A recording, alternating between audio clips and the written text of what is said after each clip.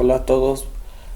Continuando en nuestro trabajo desde nuestras casas, el siguiente tema que desde aquí se contemplará el cuarto parcial sería este titulado de textos recreativos.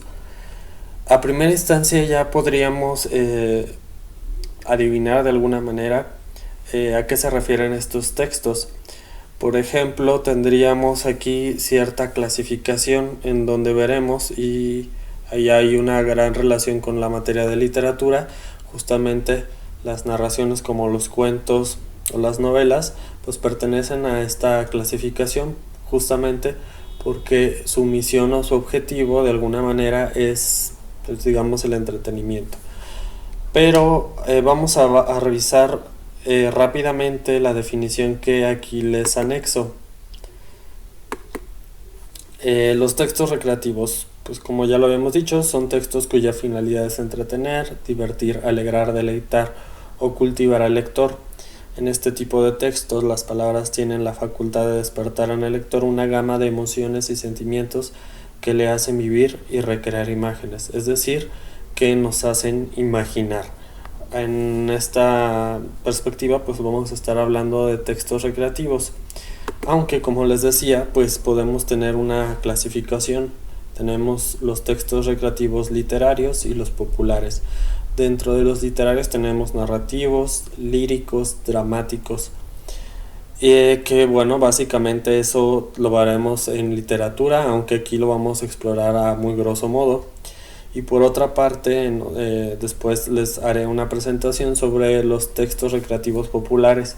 Aquí veríamos o estaríamos de alguna manera desarrollando lo que serían los proverbios, los refranes, las adivinanzas, los chistes y las historietas, o también llamado cómic. Bueno, empezaremos primero con los textos literarios, y aquí pues bueno, también lo tendremos que explicar de una manera muy, digamos, a grosso modo, porque en literatura lo vamos a ver a mayor profundidad, como ya se los había mencionado. Pero bueno, aún así, ¿qué podríamos o cómo podríamos definir esto de los textos literarios? Leeremos aquí a continuación la definición que tenemos. Como primera definición tendremos que los textos literarios son aquellos que juegan con la belleza de la palabra. En primera instancia podemos decir eso, que pues justamente lo que les interesa a estos textos es de alguna manera que sean bellamente escritos. La literatura se considera un arte y por esta razón la literatura puede jugar con cualquier función del lenguaje, aunque destaca en el uso expresivo y estético del lenguaje. Ustedes recordarán que desde el semestre pasado estuvimos viendo lo de las funciones del lenguaje, por ejemplo la fática, la referencial, y sobre todo en este caso la estética y la expresiva. Recuerden que la estética justamente era aquella que estaba enlazada o su función era expresar la belleza, ¿sí? Que fuera un lenguaje elegante, que rimara, pues sí, que se oyera o se escuchara bien. Mientras que la función expresiva era aquella que se enunciaba o la que se utilizaba para expresar los sentimientos. Es por eso que estas son las que mayor utilidad tienen en la literatura. Ahora, en tanto a la narración, bueno, ya hablando propiamente de los subtipos, tenemos aquí cuál sería la definición de una narración en general. Dice aquí, narración es cualquier texto donde se cuenta o relata un suceso. No obstante, la narración puede darse en otra clase de textos, como por ejemplo la crónica periodística o en algún artículo científico. Por ejemplo, si vamos a hablar, no sé, de lo que está pasando ahorita de la pandemia, alguien puede narrar los sucesos y eso también se considera una narración, aunque eso no sería un texto recreativo propiamente, porque su función no es entretener, sino informar. Entonces aquí vamos a hacer la distinción entre las narraciones literarias, que son las que nos interesan aquí. Si seguimos en esta parte, por ello es necesario distinguir las narraciones literarias, en las cuales predomina la subjetividad del autor, es decir, todo el contenido personal de alguna manera, y el lenguaje connotativo. Por ello se le conoce como narración expresiva. Asimismo, en muchas narraciones literarias se inclinan por la ficción. Básicamente aquí lo que nos está diciendo es que, bueno, en cuanto utilizamos el sentido connotativo, es que utilizamos un lenguaje figurado. Esto ya también lo hemos estado revisando. Y esto además se va a ver más adelante con, por ejemplo, los refranes, cómo utilizan el lenguaje figurado para decir algo. Pero bueno, también aquí en las narraciones literarias también lo utilizan. Y por otra parte, aquí como característica en donde vamos a distinguir una narración recreativa de cualquier otro tipo, por ejemplo la narración de la crónica que yo les comentaba, es pues básicamente si se trata de un hecho inventado. Esto no quiere decir que toda la literatura sea fruto de la imaginación. Puede existir narraciones literarias que surjan a partir de hechos verídicos. Bueno, ya lo veremos más adelante, pero hay muchas novelas, digamos, de ese corte histórico, pero aún así el objetivo no es tanto el de informar, sino más bien el de deleitar, y por eso entrarían en el texto recreativo. Espero que en este aspecto pues sí quede bien delimitada la diferencia. Ahora, dentro de una narración de tipo literario tendríamos algunos elementos. El primero que revisaríamos es la trama. Aquí lo explica de manera textual. La trama es el tema o el argumento de un cuento, es decir, de qué trata la historia. Esto está relacionado directamente con el conflicto que se presenta en la narración. Y por ejemplo, esta palabra de trama pues también la utilizamos cuando estamos describiendo los elementos de una película o cuando simplemente la estamos contando. Por ejemplo, aquí tengo la película, aunque también nos serviría la novela de Harry Potter. ¿Cuál sería la trama de la historia de Harry Potter? Pues es la historia de un mago que sus padres fueron asesinados por un mago tenebroso, y que bueno, ahí el conflicto es el que Harry Potter es el elegido para acabar con el mago tenebroso. En este caso estoy hablando de Voldemort, ¿no? Entonces el conflicto es ¿de qué trata la historia? O sea, ¿cuál es el conflicto que se plantea desarrollar durante toda la historia? Por otra parte, también tendríamos dentro de la narración el ambiente, que eso tiene que ver con el contexto donde la historia surge. Por ejemplo, el ambiente de Harry Potter pues es evidentemente el mundo mágico, específicamente hablando pues el castillo de Hogwarts, que es el colegio de magia y hechicería para los que conocen un poquito la historia o han visto la película. Entonces, esto lo podemos hablar dentro de los elementos de la narración.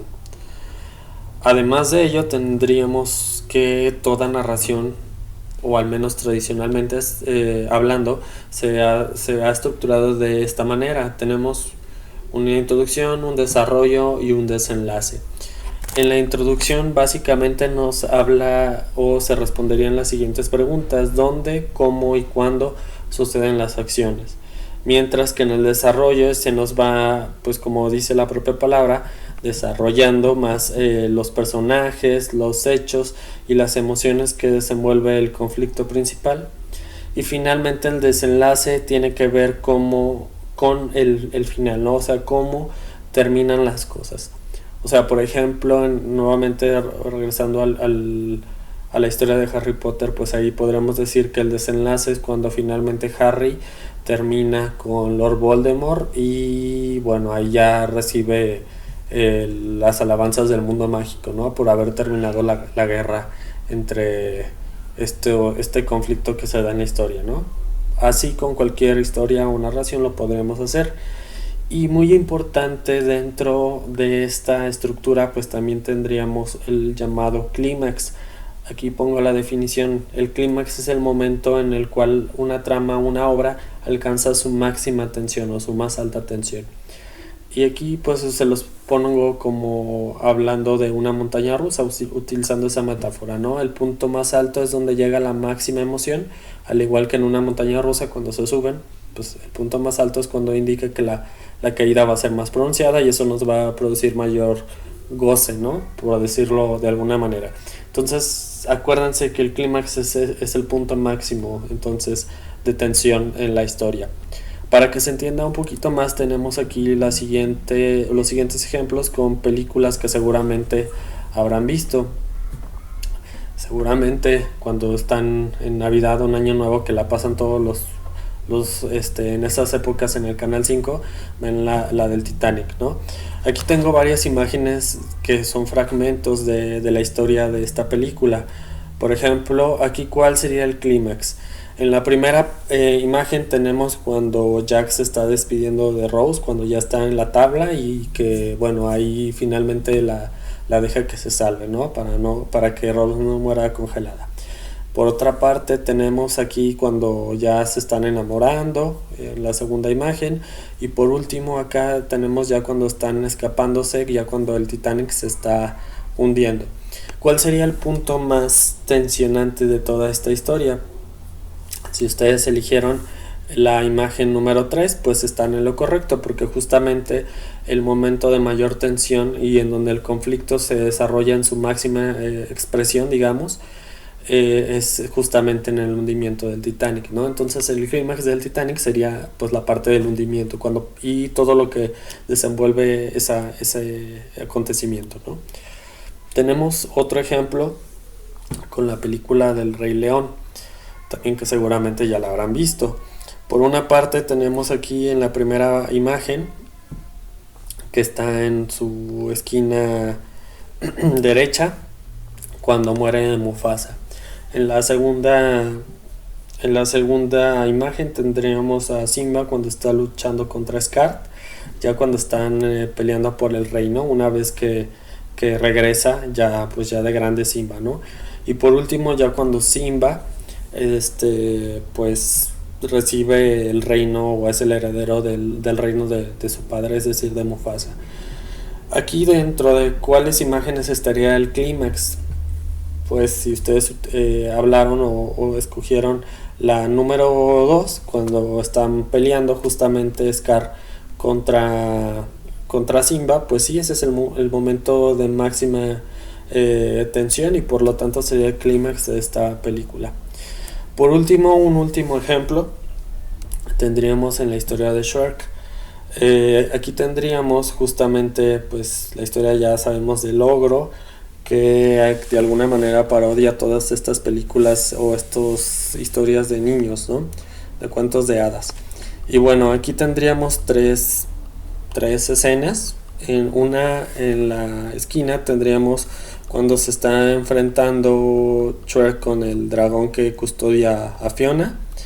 En la segunda imagen cuando encuentran a Fiona. Y finalmente la última imagen habla de cuando Shrek descubre que Fiona en realidad es un ogro como él. Entonces aquí cuál sería el clímax. A primera instancia ustedes podrían decir que puede ser el combate de Shrek o el enfrentamiento de Shrek contra la dragona, pero en realidad eso no es el meollo principal del asunto. El meollo principal es aquí que estamos hablando de una historia, aunque no tradicional, pero sí es de amor, ¿no? En el caso de Shrek y Fiona. Por lo tanto, el punto más tensionante, pues podríamos decir que es cuando finalmente Shrek lucha por el amor de Fiona y se mete a la iglesia y pues ahí descubre la verdad, ¿no? Entonces cuando se revela la verdad es justamente, yo diría, o bueno, aquí yo ubicaría el clímax en la última imagen, ¿no? Cuando justamente descubre la verdad.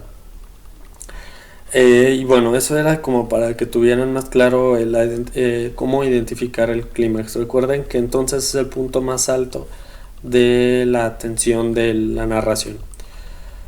Y bueno, ya para terminar, recordemos que dentro de la narración, bueno, de esta manera literaria, tendríamos aquí algunos subtipos. Que bueno, esto también es una división muy pues austera, porque en literatura vamos a ver que en realidad es más extensa que esta, pero bueno, en primera instancia y para los objetivos de esta materia nos sirve.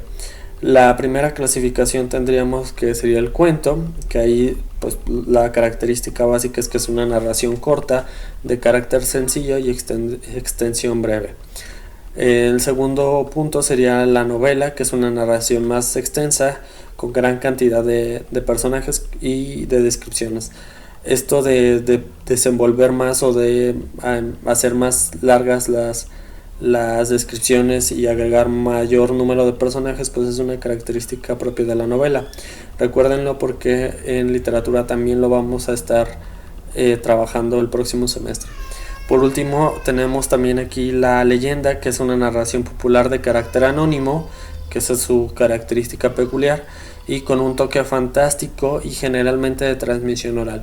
Aunque bueno, aquí las leyendas podríamos decir que tienen una parte verdadera o inspirada en hechos de la realidad, mezclada con elementos fantásticos. Ahí tenemos el caso más famoso, el de La Llorona, ¿no? A lo mejor sí existió un personaje con las características de La Llorona, pero ya todo el folclore que surge alrededor de ella es lo que la convierte justamente en una leyenda. Y justamente no sabemos quién es el autor, dado a que es una narración de carácter o de transmisión oral. Bueno, hasta aquí llegaríamos con la explicación. Espero que haya quedado todo claro y vean este video justamente antes de hacer la actividad que vamos a subir a continuación. Y bueno, espero que todo haya quedado claro. Si no es así, pues pueden mandarme una pregunta por Classroom o incluso por Facebook. Me pueden buscar, me llegan más rápido las dudas y las contesto de manera casi inmediata. Bueno, pues síganse cuidándose y nos vemos en el siguiente presentación.